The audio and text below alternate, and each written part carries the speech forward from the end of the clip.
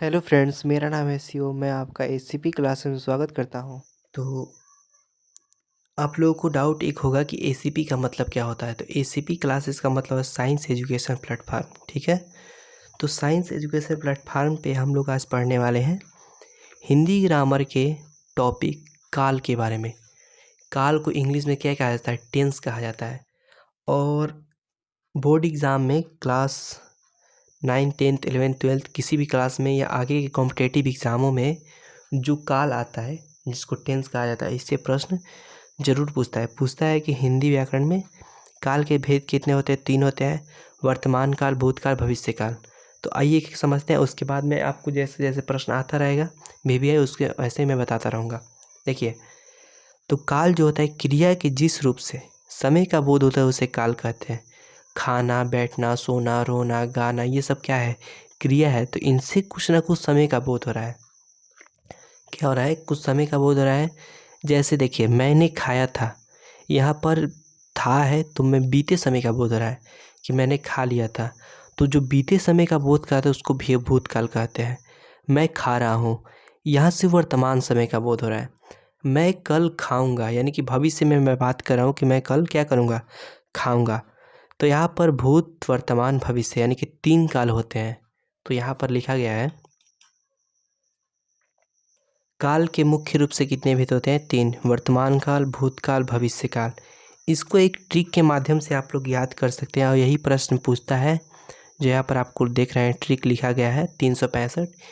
इसी से प्रश्न जो होता है परीक्षाओं में आता है। तो कैसे आता है? तो पूछता है, देखिए, पहला है वर्तमान काल, दूसरा है भूतकाल और तीसरा है भविष्य काल।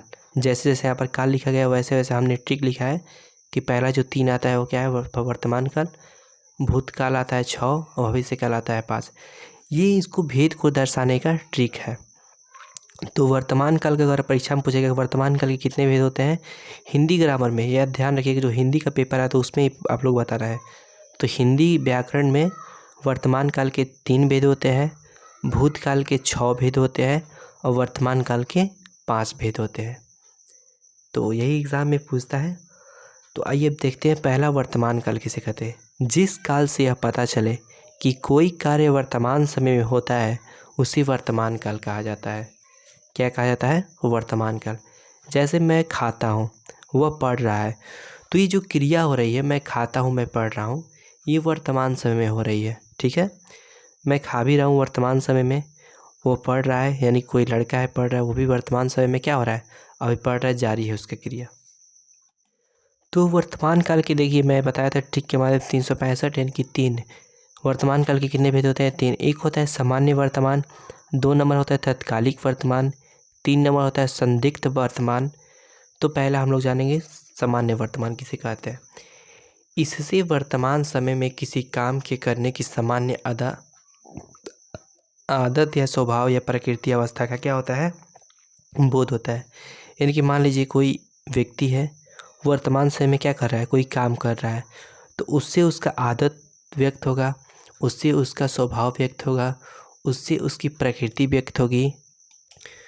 तो आदि का बोध होता है, उसे क्या कहते हैं? सामान्य वर्तमान कहा जाता है। जैसे देखिए, कुत्ता मांस खाता है, ये उसकी प्रकृति है कि वो क्या खाता है? मांस ही खाता है। उसको अगर फल फ्रूट्स दिया जाए तो वो नहीं खाएगा, वो क्या खाता है? मांस उसको अच्छा लगता है, ज़्यादा पसंद होता है। मैं रात में रोटी खाता हूँ, मेरी आदत है कि मैं हमेशा रात में रोटी खाता हूँ, मैं भात नहीं खाता हूँ। पिताजी हमेशा डांटते हैं, पिताजी के स्वभाव है कि वो हमेशा क्या करते रहते हैं? डांटते रहते हैं। वो बहुत दुबला है, कोई व्यक्ति है जिसकी अवस्था क्या हो रही है? दुबला हो गई है। ठीक है, दुबला पतला दिख रहा है तो उसकी अवस्था का बोध हो रहा है। इन सभी से क्या होता है? सामान्य वर्तमान से कुछ प्रकृति, कुछ आदत, कुछ स्वभाव, कुछ अवस्था का बोध होता है। और आप लोग इसके लास्ट में पढ़ते हैं, जब इंग्लिश में आप लोग तो पढ़ते हैं कि जिसके अंत में ता ते ती रहता है उसको क्या कहते हैं? कर्ता कारक, यानी कि इंडिफिनिट टेंस कहते हैं। ठीक है, अब देखिए 2 नंबर आता है तत्कालिक वर्तमान। इससे वर्तमान में किसी कार्य के लगातार जारी होने का, कंटिन्यू रहने का क्या हो रहा है? समय का बोध होता है। जैसे में पिताजी डांट रहे हैं, पिताजी की आदत है कि वो डांट रहे हैं तो शुरू है, अभी बंद नहीं हुए हैं। कुत्ता मांस खा रहा है, कुत्ता का मांस खाने का भी कार्य जो लगातार अभी जारी है और चल रहा है। तो लगातार समय का क्या हो रहा है? बोध हो रहा है यहाँ पर। ठीक है, तो उसको कहते हैं तत्कालिक वर्तमान। अब देखिए आगे बढ़ते हैं। एक होता है संदिग्ध वर्तमान। इससे वर्तमान समय में होने वाली क्रिया में संदेह या अनुमान का बोध होता है। जैसे में अनीता पढ़ रही होगी, यहाँ पर संदेह का बोध हो रहा है कि वर्तमान में मैं बोल रहा हूँ, किसी को बता रहा हूँ कि अनीता क्या हो रही है, पढ़ रही होगी, यानी कि होगी यहाँ पर लिखा है तो ये भविष्य काल हो जाएगा। ऐसा कुछ नहीं है। जो संदिग्ध वर्तमान होता है इससे वर्तमान समय में ही संदेह का बोध होता है। जैसे कि अनीता पढ़ रही होगी, मैं अभी वर्तमान में बोल रहा हूँ, तो इससे क्या हो रहा है, अनुमान लगाया जा रहा है। ये जो अनीता लड़की है वो क्या कर रही होगी, पढ़ रही होगी। अब पढ़ रही है कि नहीं वो उस पर डिपेंड करता है। माली फूल तोड़ता होगा, यहाँ पर संदेह का बात है कि जो माली है वो वर्तमान समय में ही क्या करता है, किसी फूल को तोड़ता होगा। ठीक है, तो यहाँ पर माली फूल तोड़ता हो, क्या हो, संदेह या अनुमान का बोध हो रहा है, इसलिए इसको कौन सा काल का वर्तमान कहते हैं, संदिग्ध वर्तमान कहते हैं। अब बढ़ते हैं हम लोग आगे। अब हम लोग पढ़ते हैं भूतकाल की ओर। जिस काल से बीते हुए समय का ज्ञान हो उसे भूतकाल कहते हैं। यानी कि वर्तमान तो आप लोग जानते हैं कि जो वर्तमान समय में हो रहा है, और जो बीत गया उसको क्या कहते हैं, भूतकाल कहते हैं। जैसे मैंने खाया, राम ने पढ़ा होगा, मैं देख चुका हूँ। तो ये सब जो कार्य है बीते समय में हो चुका है। और वाक्य को पकड़ने का तरीका ये नहीं देखना है कि लास्ट में गागेगी, ताते थी, थाते थी, चुका चुकी ये सब रहे तो उसको पकड़ना है। हिंदी का जो काल होता है उसको अर्थ के मुताबिक पकड़ा जाता है। राम ने पढ़ा होगा, बीते हुए समय का मैं बात कर रहा हूँ कि राम क्या किया होगा, पढ़ा होगा। मैं देख चुका हूँ, जो मैं किसी चीज़ को देख रहा हूँ, मैं देख चुका, यानी कि जो बीत गया है वो समय क्या हो गया है, बीत गया है। अब हम लोग समझते हैं भूतकाल के 6 भेद होते हैं। 365 ट्रिक में 6 नंबर पे आप लोग देख रहे हैं कि 6 जो लिखा था वो भूतकाल के भेद था। तो इसका सामान्य भूत, आसन भूत, पूर्ण भूत, अपूर्ण भूत, संदिग्ध पूर्ण, हेतु मत भूत, ये 6 भूत होते हैं। और कभी कभी परीक्षाओं में पूछ देता है कि हेतु मत भूत वो किसके भेद है, वर्तमान काल, भूतकाल, भविष्य काल। ठीक है, तो यहाँ पर आप लोगों को ध्यान दे रहा है। तो सामान्य भूत बोलता है, सामान्य भूत का परिभाषा हम लोग देखते हैं। इससे मात्र इस बात का बोध होता है कि बीते समय में कोई काम सामान्यतः समाप्त हो चुका है। मतलब कि मैं पढ़ रहा था, मैं पढ़ रहा हूँ, अभी मान लीजिए मैं पढ़ रहा हूँ, मैं पढ़ चुका था। ठीक है, तो बीते समय में क्या हो, सामान्यतः एक काम जो है वो समाप्त हो चुकी है, मैं पढ़ लिया था। जैसे में देखिए, मैं पत्र लिखा, मैं पिछले यानी कि वर्तमान समय से पहले मैंने पत्र क्या कर चुका था, लिखा था। बीते समय में लिखा था, वो पटना गए, यानी कि पटना कब गए, तो बीते समय में। कब गए पता नहीं, हमको पता नहीं है कब गए, लेकिन पटना गए हैं यानी कि बीते समय में गए हैं। बस इतना हम लोग जानते हैं। इससे सामान्य भूत से बस इतना ही पता चलता है हमको। अब देखिए, अब हम लोग आते हैं 2 नंबर के आसन भूत। आसन भूत से इससे बीते समय में किए के तुरंत या कुछ देर पहले समाप्त होने का बोध होता है। मान लीजिए मैं कुछ कार्य कर रहा हूँ, जैसे मान लीजिए मैं पढ़ा रहा हूँ, तो मैं कुछ समय बाद क्या करूँगा, मैं कुछ समय बाद बंद कर दूँगा, यानी कि बात क्या हो जाएगी, अभी वर्तमान में चल रही थी, कुछ समय बाद वो समाप्त हो जाएगी। ठीक है, मैं खा चुका हूँ, कुछ देर पहले पेट भरा हुआ है, यानी कि मैं खाया हूँ तो कुछ देर पहले मेरा पेट क्या हुआ है, भरा हुआ है। सीता रोई है, आंसू सूख चुके हैं लेकिन चेहरा अभी क्या है, उदास है। तो सीता का चेहरा देखने से पता चलता है कि सीता कुछ देर पहले क्या की थी, रोई थी, लेकिन उसका चेहरा क्या है, उदास है। ठीक है, तो ये आसन भूत है एग्जाम्पल। अब हम लोग जानेंगे पूर्ण भूत किसे कहते हैं। इससे बीते समय में क्रिया की पूर्ण समाप्ति का बोध होता है, यानी कि वो पटना गया था, जाने का काम बहुत पहले ही क्या हो चुका है, पूरा हो चुका है। कोई व्यक्ति जो है वो पटना जा चुका है तो उसका कार्य क्या हो गया, समाप्त हो गया है पूर्ण रूप से। राम खा चुका था, तो पूर्ण रूप से क्या हो, खा चुका था, ये नहीं कि आधा पेट खाया है अभी और खाएगा, ऐसा कुछ नहीं है। तो राम क्या है, पूर्ण रूप से खा चुका है। तो ये पूर्ण भूत में है। अब देखिए, अब समझते हैं अपूर्ण भूत को।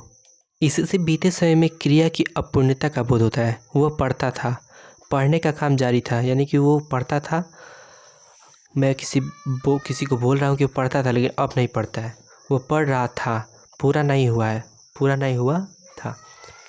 व्यक्ति पढ़ रहा था लेकिन पढ़ने का काम जो है वो क्या हुआ था, पूरा नहीं हुआ था।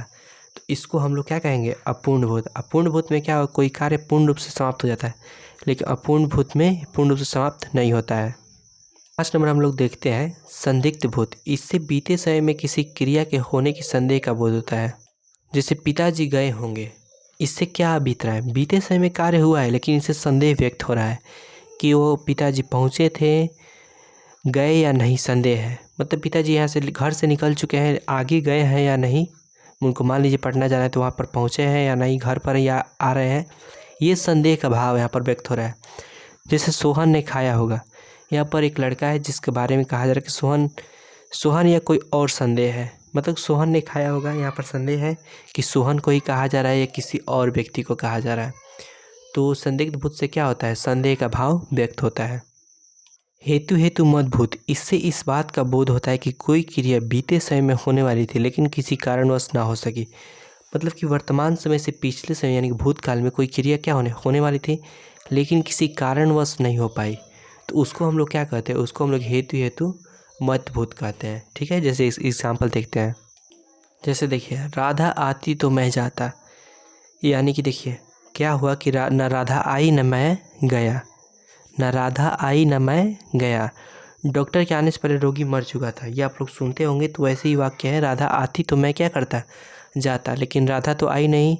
श्याम मेहनत करता तो अवश्य सफल होता, ना श्याम ने मेहनत किया और न वो एग्ज़ाम में पास हो पाया यानी कि सफल हो पाया।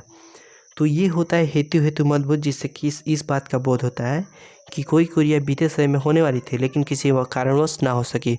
राधा आती यानी कि राधा आने वाली थी लेकिन किसी कारणवश राधा नहीं आ पाई, जिसके कारण मैं नहीं जा पाया। श्याम मेहनत करता तो किसी कारणवश वो मेहनत नहीं कर पाया, जिसके कारण वो सफल नहीं हो पाया। अब आता है हम लोग का लास्ट और अंतिम भविष्यकाल, इसको देखते हैं। तो भविष्यकाल, इससे भविष्य में किसी काम के होने का बोध होता है। ठीक है, जैसे तुम कल पढ़ोगे, वे जा चुकेंगे, शायद वो कल आए, यानी कि इसमें फ्यूचर में कोई बात होने वाली है, अभी हुई नहीं है, इसको कहते हैं इसलिए भविष्यकाल। ठीक है, और देखिए भविष्यकाल के कितने भेद होते हैं, 5। 365 को याद रखिए, तो उसमें जो 5 है वो क्या है, भविष्यकाल के 5 भेद। ठीक है, तो पहला आता है सामान्य भविष्यत। क्या कहते हैं, पहले भेद को सामान्य भविष्य। इससे यह पता चलता है कि कोई काम सामान्यतः भविष्य में होगा, अभी हुआ नहीं है लेकिन भविष्य में क्या उसकी आशंका है कि हो सकता है वह आएगा, अभी आया नहीं लेकिन भविष्य में आ सकता है, मतलब आने की उसके क्या है संभावना, सामान्यतः भविष्य में काम होगा। तुम खेलोगे, भविष्य में खेलोगे, अभी नहीं खेल रहे हो। मैं सफल होऊंगा, तो सफल, मगर मैं अभी पढ़ रहा हूँ वर्तमान में, तो आशा है कि मैं भविष्य में क्या हो जाऊँ, मैं सफल हो जाऊँ। ये होता है सामान्य भविष्यकाल का भेद। अब आते हैं 2 नंबर की ओर। 2 नंबर आता है हम लोग का संभाव्य भविष्य। इससे भविष्य में होने वाली क्रिया में होने की संभावना का बोध होता है। संभाव्य भविष्य किसका उदाहरण, भविष्यत, तो भविष्यकाल का है। तो संभव है कल शिवम आए, यानी कि एक लड़का है शिवम, जो यहाँ पर आशंका दिखा रहा है, संभावना है कि शिवम कल क्या कर सकता है, आ सकता है। मोहन परीक्षा में उत्तीर्ण हो जाए, मोहन ने परीक्षा दे दिया है लेकिन उसकी आशंका है, अभी उसकी संभावना है यहाँ पर कि वो क्या हो जाए, परीक्षा में उत्तीर्ण हो जाए। 3 नंबर आता है हम लोग का पूर्ण भविष्य भेद आता है, 3 नंबर भेद। इससे यह बोध होता है कि कोई काम भविष्य में पूर्णतः समाप्त हो जाएगा, मतलब अभी हो रहा है वर्तमान में लेकिन भविष्य में क्या हो जाएगा, पूर्ण रूप से समाप्त हो। जैसे मैं लिख चुकूँगा, अभी मैं पढ़ा रहा हूँ, अभी मैं जब पढ़ाई मेरी क्या हो जाएगी, कुछ समय बाद वीडियो ख़त्म हो जाएगी तो समाप्त हो जाएगी। तो उसी पर मैं लिख चुकूँगा, यानी कि मेरी लिखने की अभी कार्य जारी है, मैं फ्यूचर में क्या करूँगा, उसको बंद कर दूँगा। वो पढ़ चुकेगा, अभी पढ़ रहा है, फिर कुछ समय बाद उसको भविष्य में क्या हो जाएगा, उसकी कार्य समाप्त हो जाएगी, तो उसको कहते हैं पूर्ण भविष्य। ठीक है, 4 नंबर हम लोग का आता है अपूर्ण भविष्य। इससे यह बोध होता है कि भविष्य में कोई काम जारी रहेगा। जैसे मैं लिखता रहूँगा, अभी भी लिख रहा हूँ, भविष्य में भी मैं क्या करूँगा, लिखता रहूँगा, पूर्ण रूप से मेरा कार्य समाप्त नहीं होगा। अपूर्ण भविष्य में काम समाप्त हो जाता है लेकिन अपूर्ण भविष्य में कार्य समाप्त जारी है तो जारी ही रहता है, समाप्त नहीं होता है। तुम खेलती रहोगे, अभी भी खेल रही हो, भविष्य में भी क्या करोगे, खेलती रहोगे, ये कार्य कभी समाप्त नहीं होगा। लास्ट और अंतिम आता है हेतु मत भविष्य। यदि भविष्य में एक क्रिया का होना दूसरी क्रिया के होने पर निर्भर करे तो उसे हेतु भविष्य कहा जाता है। जैसे राम पढ़ेगा तो पास करेगा, पढ़ने पर निर्भर करता है कि राम अगर पढ़ रहा है तो वो पास करेगा, नहीं पढ़ रहा है तो नहीं पास करेगा। रहीम आए तो मैं जाऊँ, आने पर निर्भर है।